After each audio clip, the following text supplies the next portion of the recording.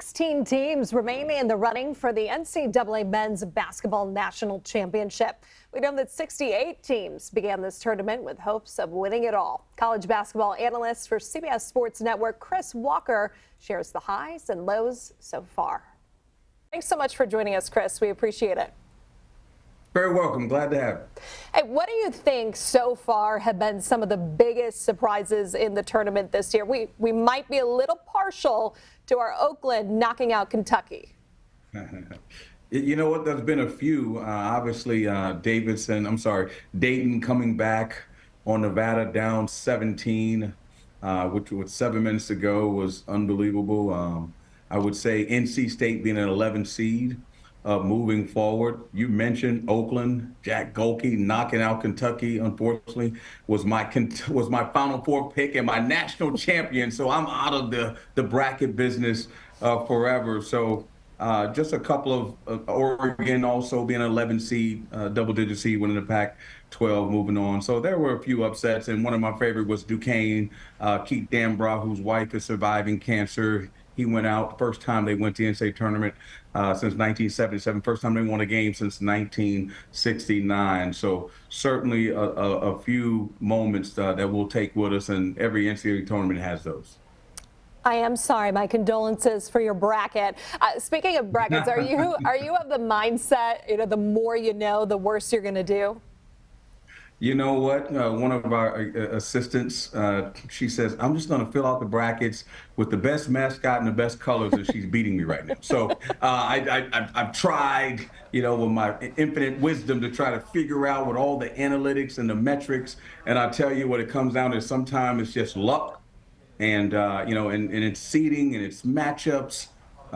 People are playing good at the right time. People are playing wrong at the wrong time. So, and then at the end of the day, it's the best single elimination tournament on the planet. So, it gets me every year. I end up in the same position I'm in now after week one. So I think I'm going to be out of the bracket business, and I'll just talk to you, give everybody else advice, and let them pick the teams. Yeah, watch her win that big cash pot. I do want to ask you, some coaches are looking, at changes into how teams make this tournament.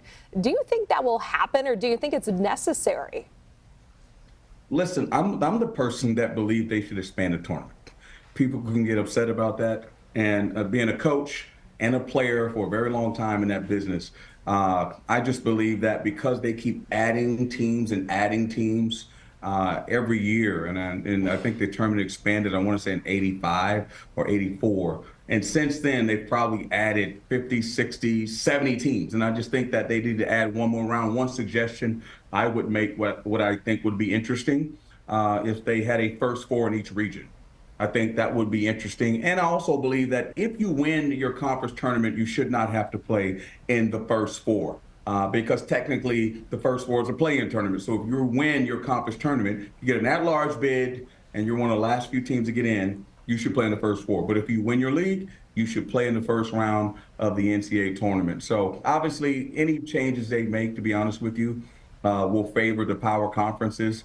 And the last change I might add is that if you win, and this will be, archaic and antiquated thinking in a lot of people's minds, but if you win your conference where you play a 20-league gauntlet, I don't care what league you're in, you should automatically qualify for the NCAA tournament. But people wouldn't want to hear that, because it would hurt the whole spirit of playing championship week and being able to qualify for the tournament, because some of those teams, they play the whole year, and the only thing that really matters is that last weekend for them to have a chance to play in the NCAA tournament. I think that's god-awful in a lot of ways. Yeah, and certainly these players do as well in many cases. With just 16 teams left now, let's hear your predictions on how the rest of this tournament is going to play out.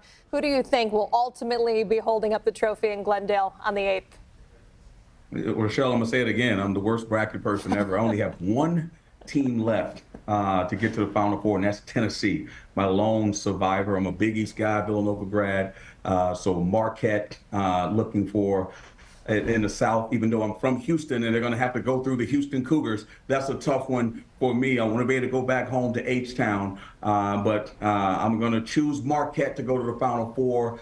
In the South, I'm going to go in the Midwest. I know you're in Detroit. I don't want all the Purdue Boilermakers to baller up on me, but I'm going to go with Tennessee. I'm going to stay with my pick, Tennessee, even though Purdue, they get the ghost off their back. They get past the Sweet 16 and get to the Elite Eight, but they don't make it to the Final Four. In the West, it's going to be Carolina versus Arizona.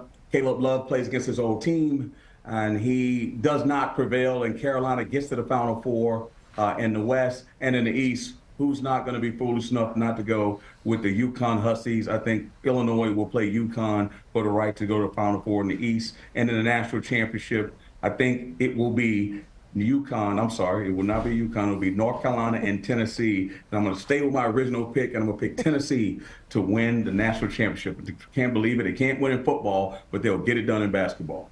Chris, that was actually supposed to be a learning opportunity for you. We were giving you a chance to pick the cutest mascot, which would lead you to UConn, and you're just not learning from your coworker. There's only so much we can help you. Rocky Top all day long. I'm sorry. But hey, listen, Rocky Top, their mascot's a dog too, just not as cute as a husky. That's true. That's true. All right. Thank you so much for your insight and the laughs. Remember, CBS News Detroit is your home for all things March Madness. Chris, thanks so much.